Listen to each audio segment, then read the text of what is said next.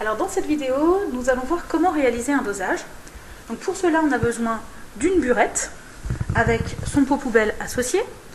Il faut également une solution titrante, celle dont on connaît la concentration, avec le petit bécher qui va permettre de remplir la burette.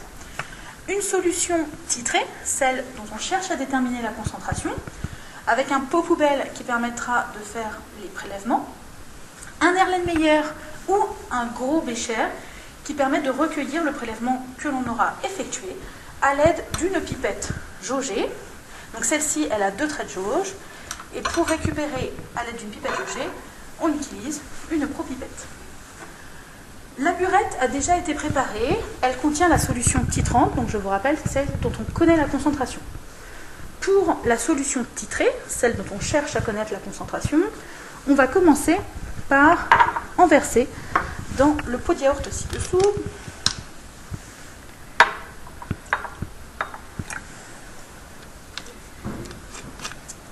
Le prélèvement, pour qu'il soit précis, ici de 20 ml, va se faire à l'aide d'une pipette jaugée. La pipette, il faut qu'elle soit propre, donc on va la rincer à l'aide de la solution qu'elle va contenir, donc à l'aide de la solution titrée. Donc je commence par prélever. Alors je vous rappelle que pour prélever une burette, il n'y a qu'une seule main qui tient la pipette et la propipette. L'autre main servira à tenir le bécher ou le pot de yaourt. Donc je prélève jusqu'à la partie centrale à peu près. Là, je penche légèrement la burette et je continue d'aspirer tout doucement, tout en tournant, afin de recouvrir les parois par la solution titrée. Attention à ne pas aller trop loin. Voilà. Cette partie que l'on a utilisée et qui est donc plus propre pour un dosage, on va la jeter à l'évier.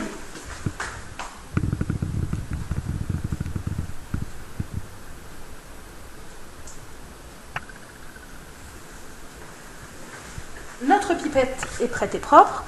On va donc pouvoir l'utiliser pour prélever les 20 ml. Donc je mets ma pipette verticalement. Le pot de yaourt à 45 degrés. Et je mets mon œil au niveau du trait de jauge supérieur. On aspire. On fait attention au bas du ménisque. Ensuite, on récupère l'Erlenmeyer pour recueillir le prélèvement. On penche l'Erlenmeyer aussi. On garde la pipette bien verticale. Et on verse. Attention, il y a un deuxième trait de jauge ici. Donc on relève bien la pipette pour s'arrêter au niveau du deuxième trait de jauge.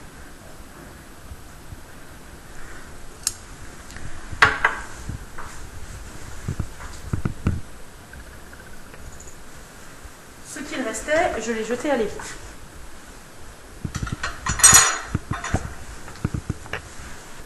Donc on récupère maintenant l'Erlenmeyer avec le prélèvement de la solution titrée. Je vais mettre dedans un barreau aimanté afin d'homogénéiser la solution au fur et à mesure du dosage. Pour pouvoir faire un dosage, on a plusieurs façons de faire. Ce qui est important, c'est de repérer l'équivalent, c'est-à-dire le moment à partir duquel on a dosé toute la solution titrée. Donc, on peut suivre des grandeurs physiques, comme le pH ou la conductivité, ou on peut faire un dosage colorimétrique. Donc on regarde un changement de couleur. Nous, on va faire du colorimétrique, donc je vais rajouter un indicateur coloré, le BBT, bleu de bromothymol. Je mets quelques gouttes. Voilà, 3 gouttes. Donc maintenant, on prend l'Erlenmeyer et on va le mettre sous la burette sur l'agitateur magnétique. Il faut qu'il y ait une agitation continue, pas trop forte. Il ne faut pas qu'il y ait de vortex, il ne faut pas qu'il y ait de projection sur les parois. En gros, si vous entendez du bruit, c'est que vous agitez trop fort. Ici, vous voyez que la solution, elle est jaune pâle, on ne la voit pas très bien. Donc on peut rajouter une feuille blanche pour mieux voir la couleur. Quand on fait un dosage colorimétrique, on peut en faire deux en fait. Un rapide qui nous permet d'estimer à peu près le volume à l'équivalence, donc le volume pour lequel on a atteint l'équivalence, et un dosage plus précis, pour lequel on va faire un versement goutte à goutte autour de la zone définie dans le premier dosage, au cours du premier dosage. Donc là, je vais commencer par un dosage rapide, c'est-à-dire que je vais verser relativement vite la solution, et je vais regarder à quel moment elle change de couleur.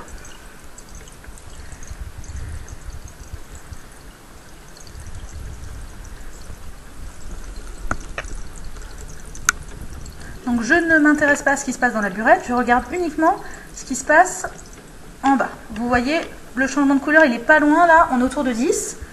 Donc j'ai vu apparaître du bleu, je vais continuer. Hop, là je vois du bleu, on est autour de 11. Donc la zone, je viens de la trouver, c'est entre, on va dire, allez, 9 et 11, 9 et 12. Donc quand je vais refaire mon deuxième dosage, je vais faire du goutte à goutte entre ces deux volumes, 9 ml et 12 ml. Donc on va regarder.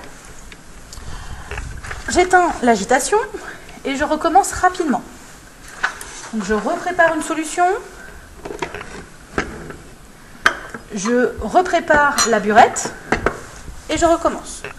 Donc je fais ça, on se retrouve tout de suite. Donc nous avons préparé une deuxième solution titrée, j'ai repris 20 ml, j'ai remis 3 gouttes de BBT avec le barreau aimanté, la burette est de nouveau remplie. On va pouvoir commencer notre dosage plus précis.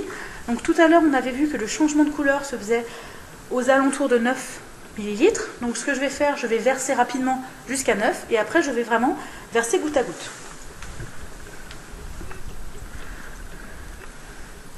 Donc je verse rapidement, je vérifie en même temps qu'il n'y ait pas de changement de couleur. Et aux alentours de 9, je vais commencer à réduire. Donc je verse goutte à goutte et je ne regarde pas du tout la burette. Je regarde uniquement ce qui se passe dans mon bécher. Vous voyez, je verse vraiment goutte à goutte. Je m'arrête si besoin. Là, on n'est pas loin. Il y a du bleu qui est redevenu du jaune. Je vais peut-être augmenter un tout petit peu l'agitation. Voilà. Et je reverse goutte à goutte. Donc on est délicat.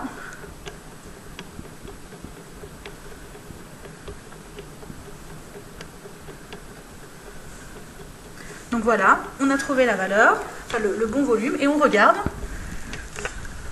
Et ici, alors je ne sais pas si vous voyez bien, on trouve 10,0 ml, puisqu'on est précis au dixième près. Donc le volume à l'équivalence pour ce dosage-ci est de 10,0 ml.